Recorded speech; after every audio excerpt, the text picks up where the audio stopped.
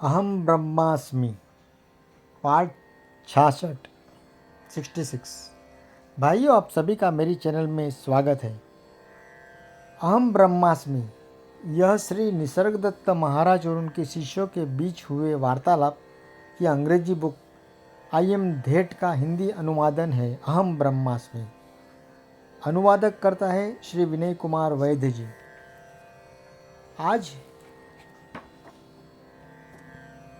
अध्याय 72 शीर्षक है जो विशुद्ध, अमिश्रित और असक्त है वह वास्तविक है।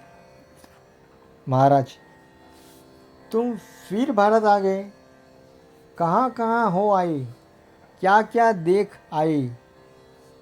प्रश्नकर्ता, मैं स्विट्जरलैंड से आ रहा हूँ। मैं वहाँ एक असाधारण व्यक्ति के साथ रहा जिसका कहना था कि उसने सत्य का साक्षात्कार कर लिया है। उसने अतीत में अनेकों योग साधनाएं की थी और उसे अनेक अनुभव प्राप्त हुए जो समय के साथ खो गए। अब वह किसी भी प्रकार की किसी विशिष्ट योग्यता का या ज्ञान का दावा नहीं करता। उसके बारे में एकमात्र असामान्य बात यदि कुछ है तो वह उसके संवेदन के संबंध में है। वह दृष्टा को दृश्य के से पृथक नहीं कर पाता। उदाहरण के लिए, जब वह किसी कार को उसकी ओर आते देखता है तो वह यह नहीं जान पाता कि कार उसकी ओर आ रही है, यह वह कार की ओर आ रहा है। ऐसा प्रतीत होता है कि वह एक ही समय पर दृष्टा और दृश्य दोनों होता है। वे दोनों परस्पर अभिन्न हैं। वह जहाँ भी अपनी दृष्टि डालता है अपने आप को ही देखता है। जब मैंने उसे कुछ ऐसे प्रश्न पूछे जो वेदांत विषयक थे तो उसने कहा, मैं सचमुच इनका उत्तर नहीं दे सकता। मैं नहीं जानता। मैं तो केवल यही जानता हूँ कि अपनी संवेदन में आने वाली किसी भी वस्तु में इस अनोखी निजता की अनुभूति पाता हूँ। तुम्हें बताऊँ, इस एक बात के अतिरिक्त अन्य सभी संभव कल्पनाएं मुझे थी, इस एक की नहीं थी। संक्षेप में कहे तो यह एक नम्र व्यक्ति है। वह न तो किसी को शिष्य बनाता है न स्वयं को किसी प्रतिष्ठित स्थान पर रखता है। यद्यपि अपनी इस अद्भुत अवस्था के विषय में चर्चा करने के लिए वह राजी रहता है, पर इससे अधिक कुछ नहीं। महाराज, अब यह उसे पता है कि वह क्या करना जानता है।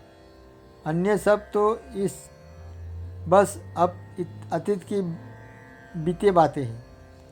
यह क्या कम है कि वह अभी बातचीत करता है। शीघ्र ही ऐसा भी हो सकता है कि वह बोलना भी बंद कर दे। महाराज, फिर वह क्या करेगा? महाराज बोलते हैं, निश्चलता और मौन निष्क्रियता नहीं होते। पुष्प वातावरण को सुगंधित से भर देता है और दीपक प्रकाश से। यद्यपि वे कुछ भी नहीं करते, पर अपनी उपस्थिति मात्र से वे हर वस्तु को रूपांतरित कर देते हैं। तुम दीपक का फोटो खींच सकते हो, पर इसके प्रकाश का नहीं। तुम किसी व्यक्ति को उसके नाम और रूप रंग से जान सकते हो, पर उसके प्रभाव को नहीं। उसकी उपस्थिति भी एक महत्व कार्य होती है। प्रश्नकर्ता, क्या सक्रिय रहना स्वाभाविक बात नहीं है? महाराज, प्रत्येक मनुष्य सक्रिय होना चाहता है, पर उनके कृत्यों का मूल स्रोत क्या होता है? वस्तुतः इस प्रकार का कोई केंद्र विद्यमान नहीं होता। प्रत्येक कृत्य निरर्थक व दुखप्रद रीति से किसी अन्य कृति का जो विशुद्ध, अमिश्रित और असक्त है, कारण बन जाता है। और यह क्रम अनवरत चलता ही रहता है। कार्य और विश्राम की क्रमिकता के लिए वहाँ कोई स्थान नहीं होता। पहले उस अभिकारी केंद्र का पता लगाओ जहाँ से हर गतिविधि का उद्गम होता है। जैसे कोई चक्र, कोई पहिया अपनी धुरी के चारों ओर घूमता रहता है और धुरी स्थिर बनी रहती है, वैसे ही तुम्हें भी चाहिए कि धुरी पर केंद्र पर स्थिर बने रहो।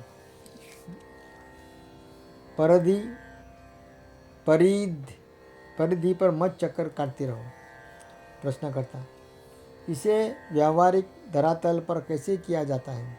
महाराज, जब भी किसी कामना अथवा भय का कोई विचार अथवा भावना तुम्हारे मन में आए तो तत्काल उससे अपना मुंह मोड़ लो। प्रश्नकर्ता, विचारों और भावनाओं का दमन करने से तो मैं बस प्रतिक्रिया को ही उकसाऊंगा। महाराज, मैं दमन करने के लिए नहीं कह रहा, मैं कह रहा हूँ कि उन्हें महत्व मत दो, उन पर ध्यान देने से इनकार करो। प्रश्नकर्ता, क्या मुझे मन के क्रियाकलापों पर संयम करने का प्रयत्न नहीं करना चाहिए? महाराज, इसका प्रयत्न करने से संबंध नहीं है, बस अपनी दृष्टि को उन पर से हटा दो।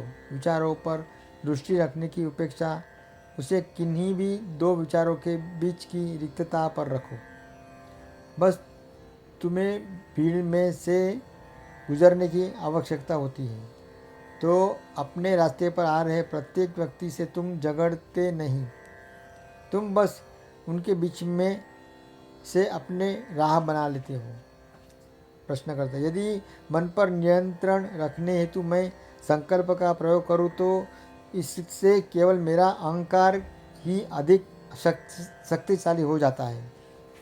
महाराज, बिल्कुल ठीक है। जब तुम झगड़ते हो तो झगड़े को ही नियंत्रण करते रहो, पर जब तुम प्रतिरोध नहीं करते तो तुम्हें भी प्रतिरोध का सामना नहीं करना पड़ता। यदि तुम खेलने से इनकार कर देते हो तो तुम्हें उससे बाहर कर दिया जाता है। प्रश्नकर्ता, मन से मुक्त हो पाने में मुझे कितना समय लग जाएगा? महाराज, हो सकता है कि सहस्त्रों वर्ष भी कम पड़े, पर वस्तुतः इसके लिए समय की आवश्यकता नहीं होती। आवश्यकता होती है लगन की। इस बारे में तुम्हारा संकल्प ही कृत्य है। यदि तुम गंभीर हो तो कृपया इसे पा लेते हो, क्योंकि मौलिक रूप से यह तुम्हारी दृष्टि से ही निर्धारित होता है। तुम्हें यहाँ और अभी ही ज्ञान होने का कोई वस्तु रोकती है तो वह केवल भय ही है, एकमात्र भय के अतिरिक्त अन्य कुछ भी तुम्हें इससे नहीं रोकता। तुम निर्वैयक्तिक होने से निर्वैयक्तिक सत्ता इम्पर्सनल बीइंग से भय रखते हो, परंतु यह एक अत्यंत सरल सी बात है। अपने भयों, अपनी कामनाओं और उससे उत्पन्न होने वाले विचारों से परांगमुख हो जाओ तो तुम तत्क्षण ही अपनी नैसर्गिक अवस्था को कोई अवस्था में हो जाओगे। प्रश्नकर्ता, क्या मन को पुनर्संस्कारित, रूपांतरित करने अथवा उसके विसर्जन की कोई आवश्यकता नहीं है? बिल्कुल भी नहीं है। यदि अपने मन को अकेला ही छोड़ दो तो पर्याप्त होगा। इससे जुड़कर इसके साथ साथ बहते न रहो, क्योंकि वास्तविकता यह है कि मन की उन विचारों की पृथक अपनी कोई सत्ता ही नहीं हुआ करती, जो तुम्हारे नहीं होते हुए और अनेक अपने ही नियमों से परिचालित होकर आते और चले जाते हैं। तुम पर वे इसलिए आधिपत्य कर लेते हैं क्योंकि तुम उनमें रस लेते हो। जब सिक्स्थ ने कहा था बुराई का प्रतिरोध मत करो,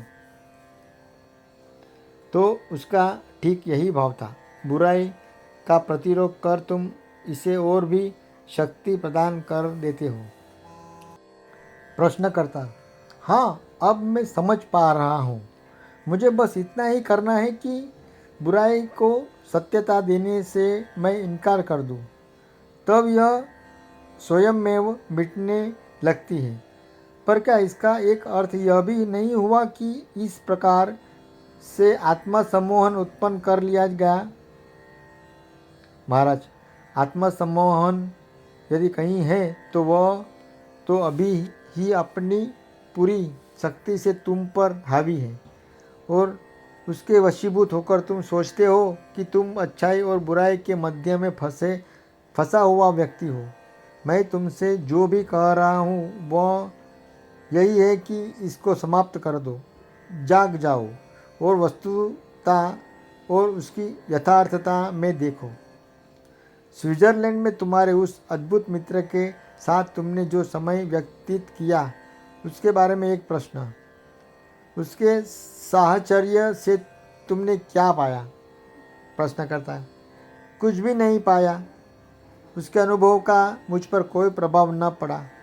पर हाँ, एक बात मुझे बिल्कुल स्पष्ट हो चुकी है कि खोज किए जाने हेतु कुछ नहीं है। मैं कहीं भी क्यों न जाऊँ, यात्रा के अंत में ऐसी कोई वस्तु नहीं मिलती जो मेरी प्रतीक्षा करती हो। साक्षात्कार इधर से उधर भ्रमण करते रहने का परिणाम नहीं होता। महाराज: हाँ, प्राप्त की जाने वाली या खो जाने वाली किसी भी वस्तु से तुम पूर्णतः पृथक हो। प्रश्न करता: क्या इसे ही आप वैराग्य अर्थात परित्याग, त्याग आदि कहते हैं? महाराज: त्यागने हेतु कुछ है ही नहीं। संग्रह न करो, यही पर्याप्त है। यदि तुम देना चाहते हो तो देने हेतु तुम्हारे पास कुछ होना भी आवश्यक है और इसके लिए तुम्हें किसी से उसे ग्रहण करना होगा। इससे अच्छा तो यही है कि तुम कुछ ग्रहण ही न करो।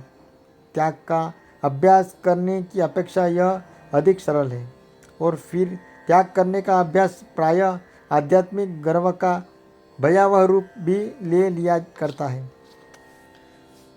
यह नापतोल करना, चुनाव करना, छांटना और अदला बदली करना, यह तो एक प्रकार की व्यावसायिकता हुई जिसे लोग आध्यात्मिक बाजार में जाकर करने लगते हैं। वहाँ तुम्हारा क्या काम है? तुम वहाँ कौन सा सौदा करने का सोच रहे हो? यदि तुम व्यवसाय करने नहीं निकले हो तो अपनी रुचि की वस्तु चुनने के लिए यह अंतहीन छटपटाहट क्यों? ऐसी व्यग्रता तुम्हें किसी भी लक्ष्य तक नहीं ले जा सकती। तुम्हें किसी की कोई आवश्यकता नहीं है। इस तथ्य को तुम देख सको, इसमें कोई वस्तु तुम्हें बाधा बन रही है, इसका पता लगाओ और उसके मिथ्या होने को देखो। यह वैसा ही है जैसे किसने भूल से विष खा लिया हो और वह न बुझ सकने वाली प्यास से व्याकुल हो, जल के लिए तरसता ही रहते। निरंतर जल पीते चले जाने के बजाय वह क्यों नहीं करते कि विष को ही किसी तरह उगल दो और इस दाह प्यास से मुक्त क्यों नहीं हो जाते? प्रश्नकर्ता: मुझे अहंकार का विसर्जन करना होगा। महाराज: देहात्म बुद्धि में काल स्थान में बुद्ध एक व्यक्ति हूँ, यह भावना ही विष है। एक दृष्टि से तो काल स्वयं ही विष है। काल की गति में सारी वस्तुएं समाप्त हो जाती है, नई उत्पन्न होती है जिन्हें उसका समय आने पर काल अपना ग्रास बना लेता है। काल से अपना ऐक्य मत करो, व्याकुल होकर यह मत कहते रहो इसके बाद क्या, इसके पश्चात क्या। काल से बाहर कदम रखो और इसे जगत को इसका ग्रास्य बनाते देखो। यह कहो, ठीक है, काल का तो यह स्वभाव ही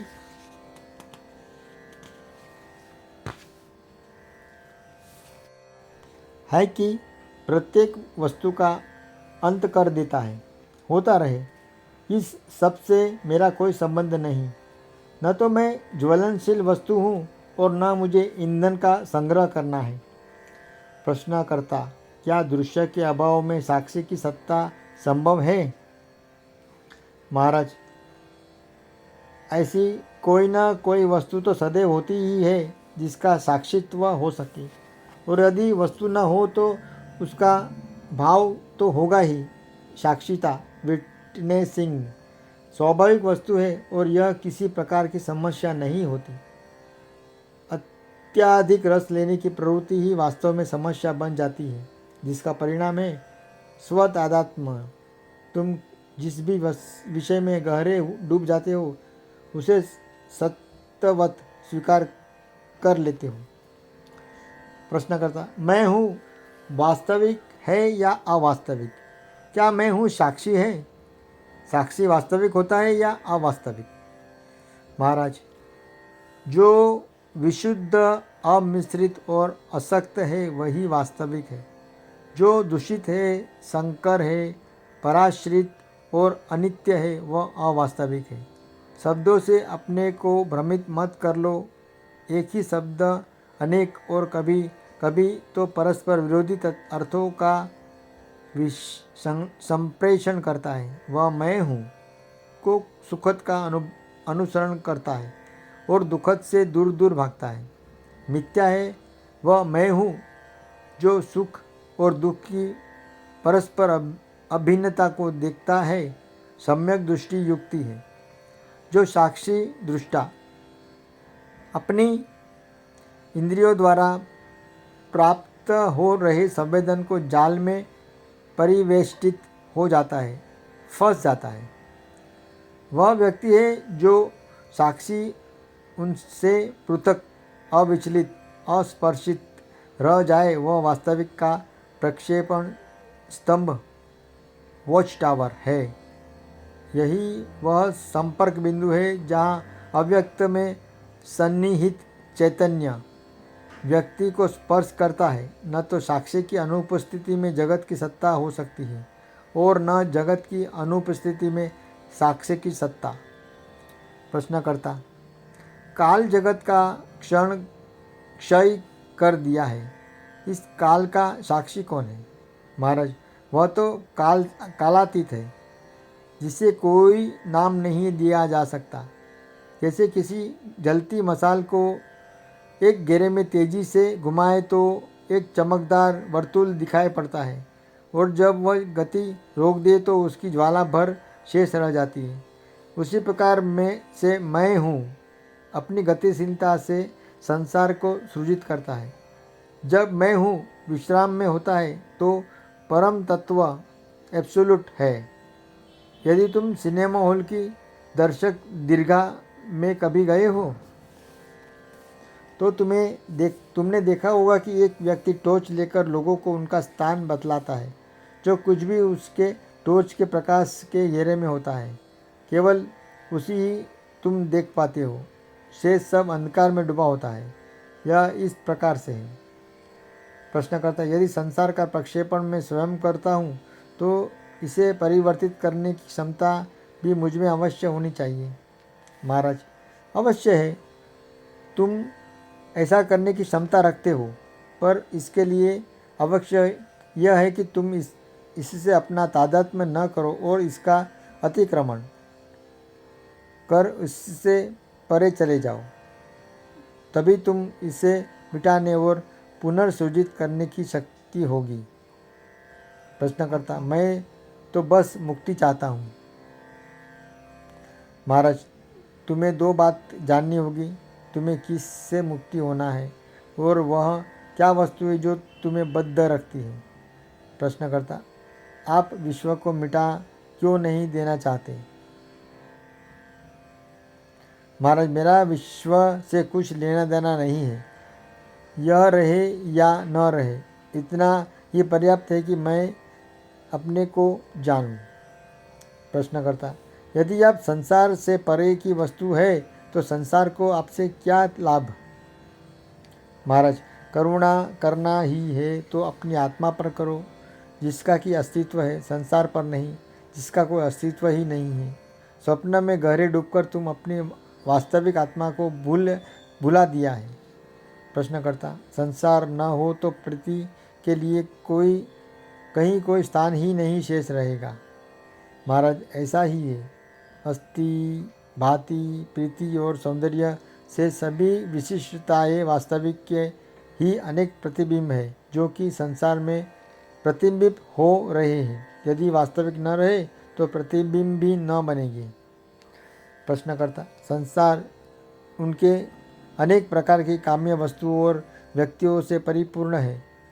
इसके अस्तित्व रहित होने की कल्पना भर कर पाना मेरे लिए असंभव सा है। महाराज, काम्य वस्तुओं की चिंता कामनाएं कर रखने वालों पर छोड़ दो। तुम्हारी अपनी कामना की धारा लो। लेने परे हटाकर देने की ओर मोड़ो, और देने की आकांक्षा, सहभागिता की भावना तुम्हारा मन में स्थित बाह्य संसार की विधिमता की धारणा और सरलता पूर्वक मिटा देगी, और इसके साथ देने के भाव को भी मिटा देगी, और तब केवल उस प्रीति की प्रखर तेजस्विता भर शेष रह जाएगी, जो देने और लेने से परे होती है। महाराज, प्रीति में द्वैत का होना, प्रेमी और प्रिय का होना तो आवश्यक ही है। महाराज, प्रीति में एक तक शेष नहीं रह जाता तो दो कैसे हो सकते हैं?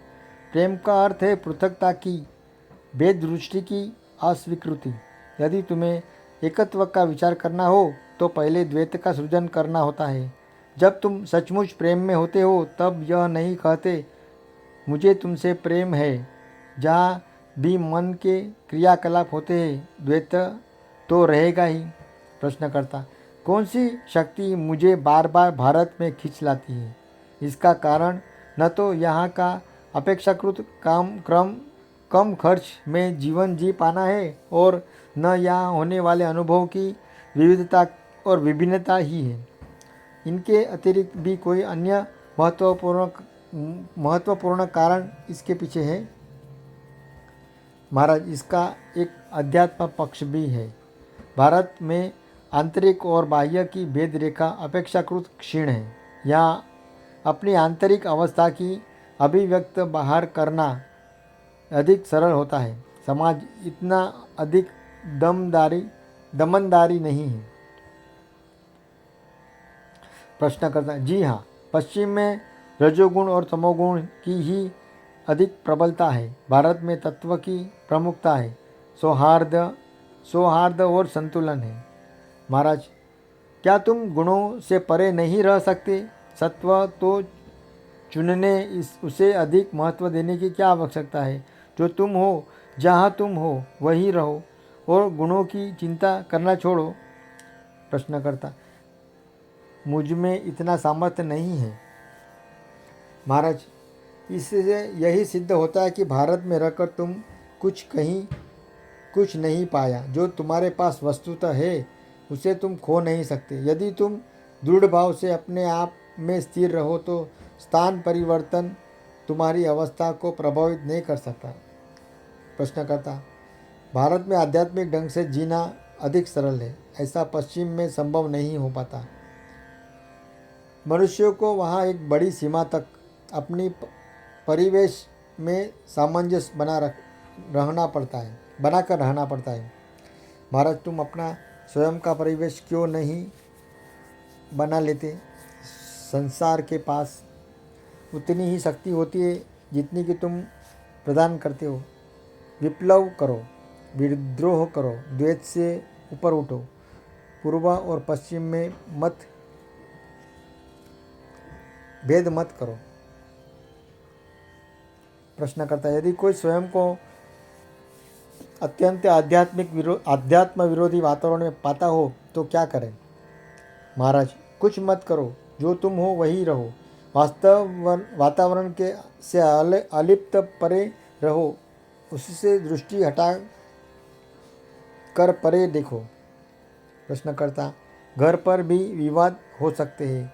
अभिभावक बिरले ही कभी हमें ठीक से समझ पाते हैं। महाराज, यदि तुम अपनी सच्ची सत्ता को जानते हो तो तुम्हें कोई समस्या नहीं होती। यह हो सकता है कि अपने माता पिता को तुम संतुष्ट कर लो या संभवतः न कर सको, विवाह करो या न करो, बहुत धन कमाओ लो या न कमा सको, यह सब तुम्हें एक सा ही है। बस परिस्थितियों के अनुसार तथ्यों को गहराई से अनुभव करते हुए स्थिति में वास्तविकता के साथ रहकर अपना कार्य करो। प्रश्नकर्ता, क्या यह एक अत्यंत उच्च अवस्था नहीं है? महाराज, अरे नहीं, तुम इसके लिए इसे सच उच्च कहते हो क्योंकि तुम इससे भय रखते हो। पहले भय से मुक्त हो पालो। यह स्पष्ट कर लो कि ऐसी कोई बात नहीं है जिससे भय रखा जाए। निर्भयता सर्वोच्च तत्व का प्रवेश द्वार है। प्रश्नकर्ता, मैं कितना भी प्रयास क्यों न कर लूँ, निर्भय नहीं हो पाता। महाराज, जिससे भय किया जा सके ऐसी कोई बात अवास्तविक ही नहीं रखती। जब तुम्हें यह बात समझ में आ जाती है, तुम स्वयं निर्भय हो जाते हो। जब तुम भीड़ भरी सड़क पर चलते हो तो लोगों के निकट से गुजर जाते हो। कुछ लोग को देखते ही कुछ अन्यों पर हल्का सा दृष्टिपात भर करते हो, पर तुम कहीं रुकते नहीं। रुक जाना ही बाधा बन जाता है। चलते रहो। नामों रूपों की महत्व ही मत दो। इनमें आसक्त मत हो। आसक्ति ही बंधन है। प्रश्नकर्ता, यदि कोई मेरे मुख पर थप्पड़ मार दे तो मुझे क्या करना चाहिए? महाराज, तुम्हें अपनी जन्मजात प्रवृत्ति तथा चरित्रगत प्रेरणा के अनुसार अपनी प्रतिक्रिया व्यक्त करनी होगी। प्रश्नकर्ता, क्या यह गंभीर असंभवीय है क्या मैं जैसा हूँ वैसा होने हेतु और संसार जैसा है वैसा होने के लिए अभिशप्य है? महाराज, जब एक स्वर्णकार किसी आभूषण को नया रूप देना चाहता है तो उसे गलाकर पहले तो किसी आकार विशेष में रहित स्वर्ण पिंड में डालता है। इस प्रकार एक नया नाम और रूप मिलने से पहले अपनी मौलिक अवस्था तक वापस लौट जाना आवश्यक होता है। पुनर्नवीन होने के लिए यह अनिवार्य है कि मृत्यु से होकर गुजरे। प्रश्नकर्ता, आप सदैव परे चले जाने, अलिप्त होने और एकांत की आवश्यकता पर जोर देते हैं। सही और गलत इन शब्दों का आप भूलकर भी कभी प्रयोग नहीं करते, ऐसा क्यों? महाराज, हम जो है वही हो जाना हमारे लिए सही है। वह न होना गलत, अन्य सब प्रासंगिक है।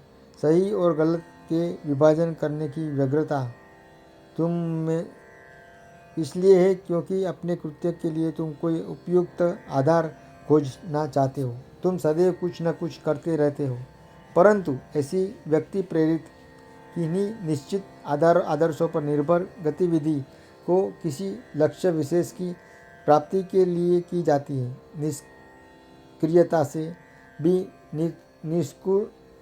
निकृष्टतर होती है, क्योंकि इससे प्राप्त होने वाले फल सदा कटु होते हैं। प्रश्नकर्ता, क्या चैतन्य और प्रीति एक ही वस्तु है?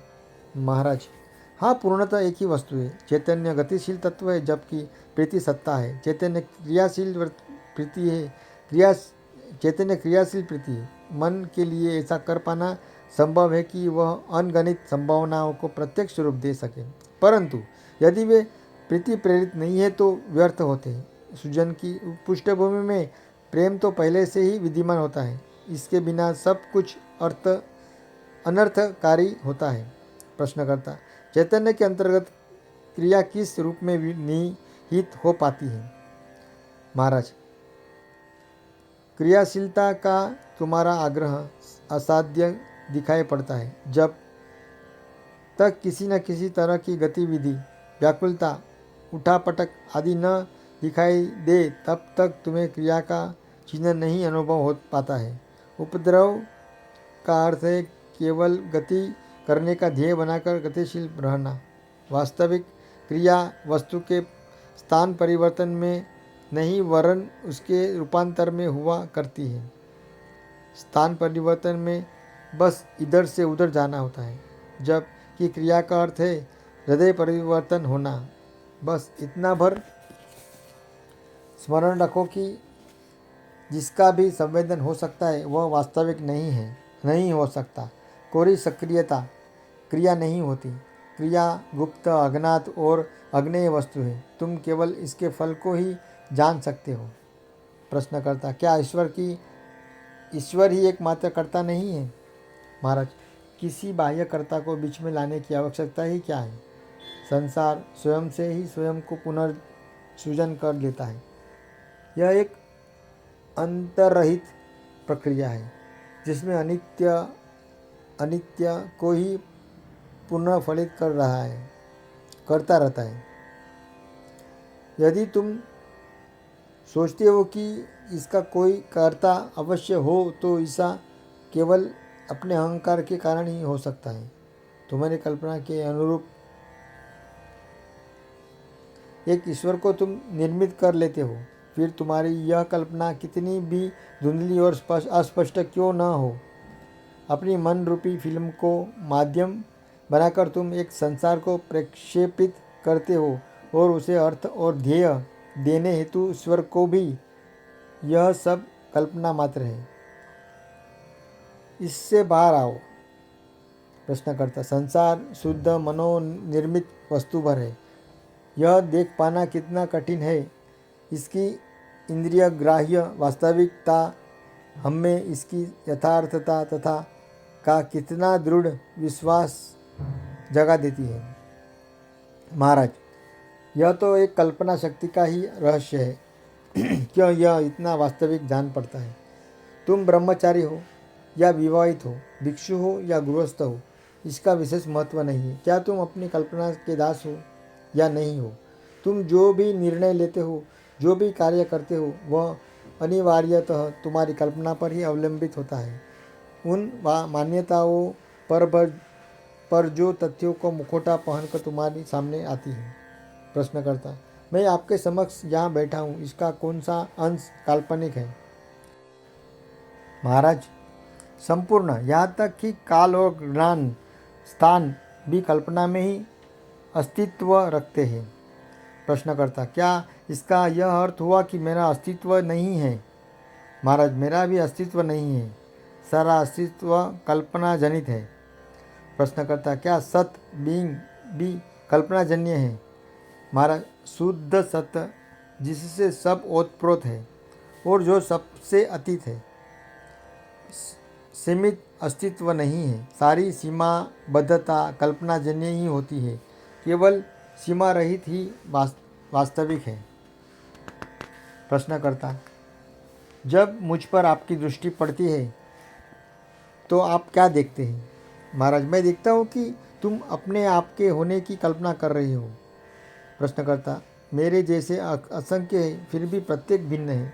महाराज, सारे प्रक्षेपणों की सरलता को ही माया अर्थात महान विभ्रम कहा जाता है।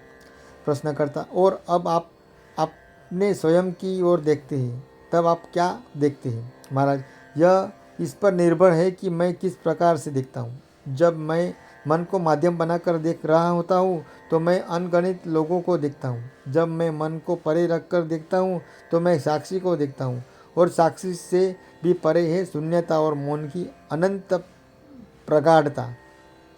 प्रश्नकर्ता, लोगों से व्यवहार किस प्रकार किया जाना उचित है? महाराज, योजनाएं क्यों बनाते हो? किस उद्देश्य से? ऐसे प्रश्नों से तुम्हारी व्याकुलता प्रकट होती है। पारस्परिक संबंध एक प्राणवान जीवंत वस्तु होता है। अपनी अंत आत्मा के सामंजस्य बनाए रखो तो तुम प्रत्येक मनुष्य से सामंजस्य कर लोगे। इसे स्पष्ट रूप से समझ लो कि जो कुछ भी होता है तुम उसके स्वामी नहीं हो। शुद्धतः तकनीकी विषयों से अतिरिक्त भवितव्य को तुम नियंत्रित नहीं कर सकते। मानवीय संबंध समृद्धि और विविधता से इतना परिपूर्ण है कि इसकी पूर्व योजना कर पाना संभव नहीं है। केवल समझ और करुणा से स्वार्थ मुक्त होकर कार्य करो। प्रश्नकर्ता, यह तो निश्चित रूप से सत्य है कि मैं घट रही घटनाओं का स्वामी नहीं हूँ, बल्कि इसका दास ही हूँ। महाराज, न स्वामी बनो न दास, अलिप्त रहो। प्रश्नकर्ता, अर्थात कुछ करने से भी दूर रहा जाए। महाराज, कृत्य से दूर भाग पाना तुम्हारे लिए संभव नहीं है। अन्य सभी बातें की तरह यह भी स्वमेव होता है। प्रश्नकर्ता, पर अपने कृत्य को मैं अवश्य ही नियंत्रित कर सकता हूँ। महाराज, प्रयास कर देखो, तुम शीघ्र ही अनुभव करोगे कि तुम वही करते हो जो तुमसे होना ही है। प्रश्नकर्ता, मैं अपने संकल्प के अनुसार कार्य कर सकता हूँ। महाराज, कार्य कर लेने के उपरांत ही तुम अपने संकल्प का पता चल पाता है, तुम्हें अपने संकल्प का पता चल पाता है। प्रश्नकर्ता, अपनी इच्छाओं, प्राथमिकता और निर्णयों को मैं स्मरण रखता हूँ और तद अनुसार कार्य करता हूँ। महाराज, उसी स्थिति में स्मृति ही निश्चित करती है, तुम नहीं। प्रश्नकर्ता, फिर मेरी भूमिका क्या है? महाराज, अपना अवधान, अटेंशन देखकर इसे तुम संभव बनाते हो। प्रश्नकर्ता, क्या स्वतंत्र संकल्प, फ्री विल जैसी कोई वस्तु होती है ही नहीं? क्या मैं इच्छा करने के लिए स्वतंत्र नहीं हूँ?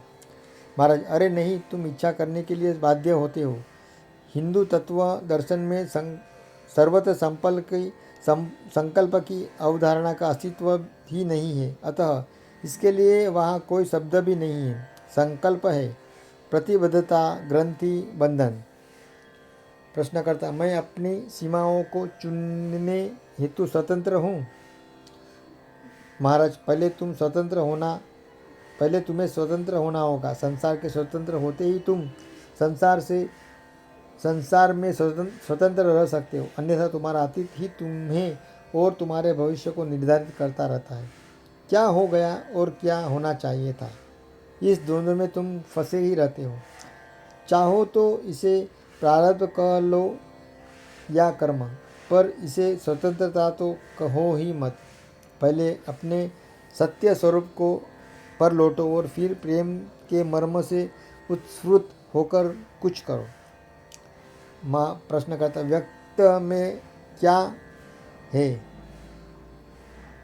व्यक्त में क्या है जिसे कि हम व्यक्त में अव्यक्त की मुद्रा की तरह पहचान सके? महाराज, ऐसी कोई वस्तु वहाँ नहीं है। जैसे ही तुम अव्यक्त की मुद्रा की खोज में संलग्न होते हो, व्यक्त वलीन हो जाता है। जैसे जलती आग को लकड़ी से हिलाने पर लकड़ी स्वयं जल जाती है, उसी तरह जब तुम मन से अव्यक्त को समझने का प्रयास करते हो तो तुम तुरंत मन से परे चले जाते हो। मन का प्रयोग केवल व्यक्त की परीक्षा में ही करो। पक्षी के उस बच्चे की तरह हो जाओ जो अंडे के भीतर रहकर अपनी चाँच से अंडे की खोल पर आघात करता रहता है। यदि वह इस खोल से बाहर के जीव के बारे में चिंतन करता रहे तो उसे इससे कुछ भी लाभ न होगा, पर भीतर से ही खोल पर आघात करते रहकर वह उसे तोड़ देता है और मुक्त हो जाता है। इसी प्रकार भीतर से ही मन की जांच पड़ताल करो और इसके अंतर्विरोध निरर्थकताओं को आदि प्रकाश में लाकर इसे तोड़ो। प्रश्नकर्ता, मन रूपी इस खोल को तोड़ने की आकांक्षा का स्तोत्र क्या है? यह कहाँ से आती है? महाराज, अब व्यक्त से। यहाँ पर हमारा अध्याय 72 समाप्त होता है। श्री कृष्णार्पणमस्तु। मैं जो भी कुछ करता हूँ श्री कृष्ण जी को अर्पित कर देता हूँ। कल फिर मिलेंगे नए अध्याय के साथ में। तब तक शुभ रात्रि। हरिओम, हरे कृष्णा। कल मिलेगी।